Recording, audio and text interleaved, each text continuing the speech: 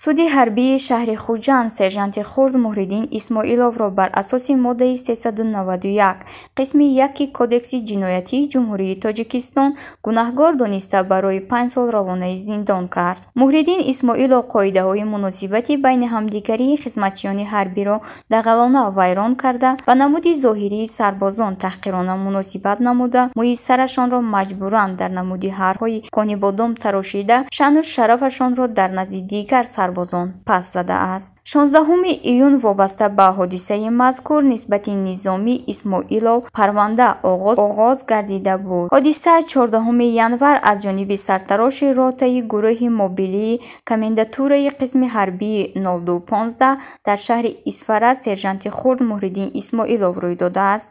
Номбурда боз ҳам барои шӯҳратманд гардидан ин ҳолатро тавассути сержанти хурд Давлатов ба телефони мобилӣ аксбардорӣ намуда, ин аксро 15 июн яъне баъди адои хизмат ҳамчун воситаи таҳқири низомиён дар интернет паҳн мекунад. ёдовар мешавем, ки моҳи апрел ҳодисаи ба ҳамин монанд дар ноҳияи Исфара рух дода, дар пайи он як афсару 7 низомӣ аз 9 то 11 сол ҳабс шуданд.